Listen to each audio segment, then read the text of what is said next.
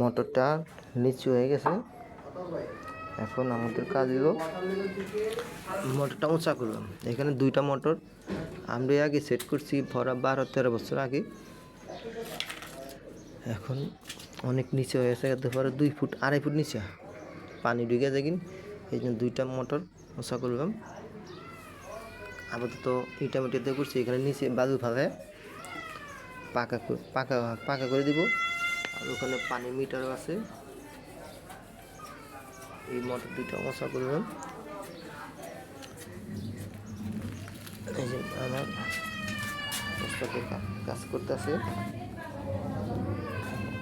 1 ইঞ্চি pipe আগে 3 আছে thread pipe.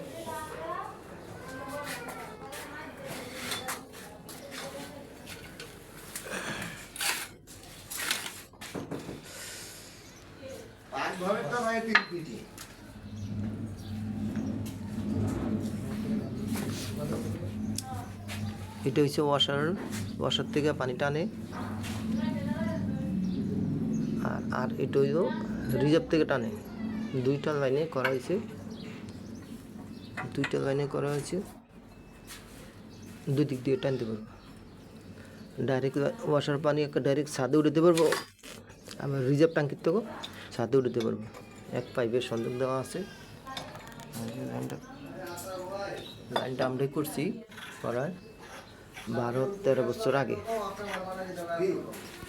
এখন এইটা মিটার দিয়ে উঁচা করলাম, বালু ভরাট কইরা পাকা করবো। এটা